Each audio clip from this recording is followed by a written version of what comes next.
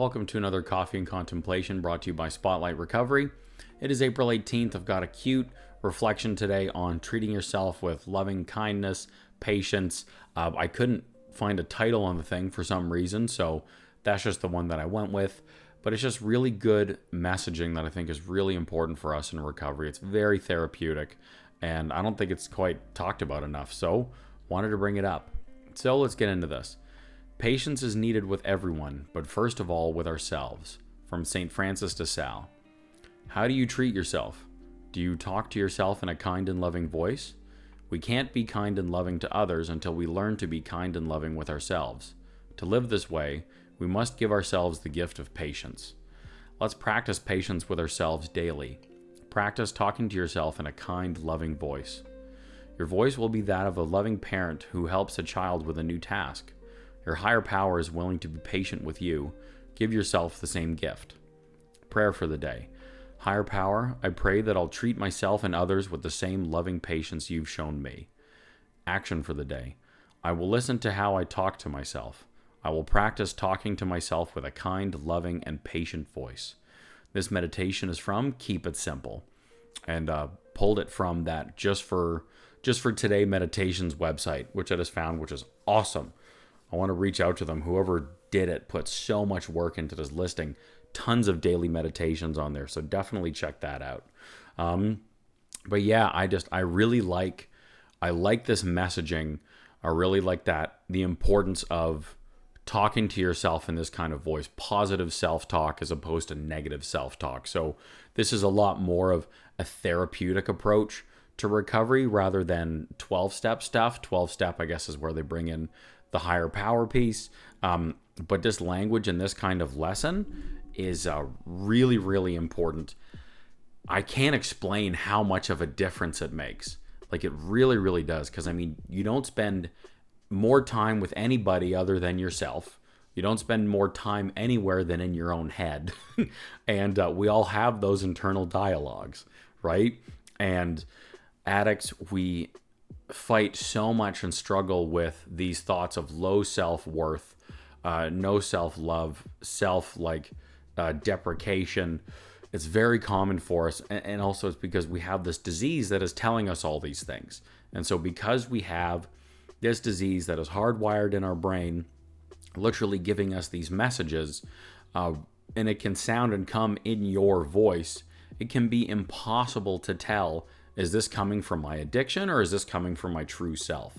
So I look at this comparably to the angel shoulder, angel devil kind of thing, where I have my true self in my mind and then my addict brain as well. And so my disease has always told me all of these negative, terrible things about myself. And it doesn't just start with like saying you're a dumb piece of shit. Like, it starts with like little sneaky little tidbits, just little things. Oh, you could have done that a little. Oh, you could have done that better. Oh, you kind of screwed that up a little bit. Oh, you see the way they looked at you? Yeah, they don't want to talk to you. Like, it's these little things, and they build and grow and things like that. And so then as our addiction gets worse, that negative self-talk gets worse and gets louder and gets stronger as our disease overtakes and controls us. So that's been very much my experience and just how I perceive and think about and see all these things. So this work on practicing patience with ourselves, talking to ourselves in a kind and loving voice, like all these different principles are so important. They're so important for, I think a lot of obvious reasons that you can understand, and there'll be different versions of importance to everybody. So you'll have those reasons of why they're important to you. But then even on top of that, just practicing these principles, and I love that it mentions it in this reflection of, we can't do this with other people unless we do it with ourselves first. That's where we do that practice first, so then we're able to have these skills because we're practicing and utilizing them with other people. That other point too, I wanted to mention this first and I forgot it for a sec, was just that recovery is an inside job. I love that line. We have to be doing that work on ourselves. And so the power of talking to yourself in a kind and loving voice, being supportive of yourself, being patient with yourself. It's just, the benefits of it are endless. The benefits, the power from that, from taking that approach and living that way and treating yourself that way is just so magical and so powerful. So I really just, I clearly can't stress and encourage this enough. There's another point there. Hopefully it comes back here. Ah, yeah, there we go. Already got it. Great. So it's the third paragraph here. I like the comparison then of the loving parent and your higher power. So it's like, speak to yourself like a loving parent, teaching you a new task, being patient with you, give yourself this gift. That line and that piece is so important. So important. We so much, be it a human thing, an addict thing, are always looking for something outside of us to fix what is inside of us. I need something outside of me to give me that validation, to give me that love, that positive reinforcement, tell me I'm doing a good job, whatever it is. So we have that. We're always looking for that outside of us to fix what's inside of us. I'm feeling this insecurity, this negativity. I need something outside of me to bring in and give me the positivity. That's a very common and typical mindset. In addiction, we do it a lot. I think addiction is like very much rooted in that kind of behavior and thinking.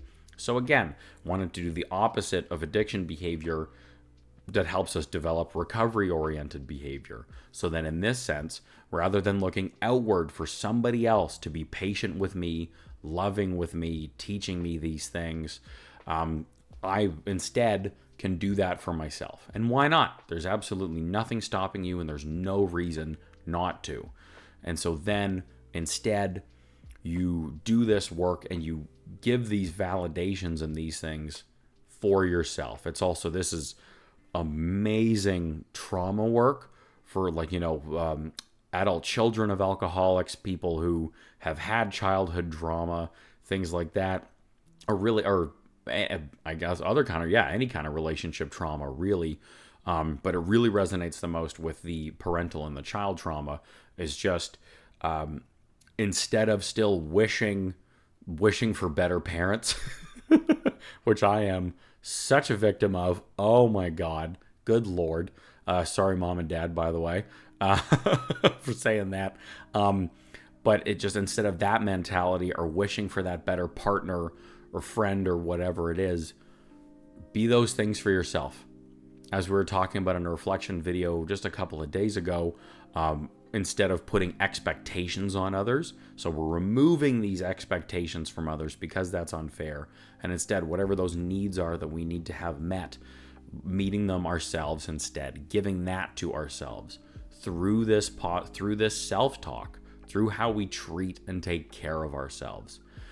So important. Can't stress it enough. Really hope you're resonating with this stuff, because I really do. And it has made such a difference for me in my life and in my recovery. Just giving myself that freedom. And, be it talking to me in the present day, talking to my inner child who I am nurturing and taking care of. It just has such a positive and profound impact on my life. It gives me so much comfort and freedom and warmth. So I can't recommend it enough for you, and I really hope you are trying and willing to give this stuff a shot, because it really is fantastic. So then the prayer for the day, the action for the day, I'm just going to wrap it up. I'm just going to wrap it up on that with that messaging. So I really hope you enjoyed this reflection today in this topic. Please put down in the comments what stands out for you. How do you practice this patience, love, positive self-talk? What does that look like for you? How do you do that? Would love to get some tips in there for some other folks. I do private recovery coaching with people. So if you are resonating with anything of what I'm saying and feel like you could use some guidance on it, or don't believe that it could ever be a part of your life, then please reach out to me, because I would be happy to do some coaching and work with you on this, because it really is very powerful. All my contact info is in the description, so reach out. Would be happy to chat. In that description too are other ways that Spotlight Recovery can support you. We've got other recovery coaching videos, A podcast, blog, and newsletter are all in the works, and they're going to be coming out very soon. So be sure to keep checking back for those. And then also ways that you can support Spotlight Recovery. Doing those YouTube things, subscribing, liking, and sharing if you're enjoying this content can just help us get this message out to more people in recovery who need it. And if you want to take that even further, donating to our fundraiser, becoming a member, and getting yourself some branded merch. All these things really help out. The merch is pretty sweet, so check it out. And that's what we've got for today. So thank you for stopping by. I hope you enjoyed this video today. Have a blessed 24 in your recovery, treating yourself with some loving kindness and patience. And we'll see you again tomorrow.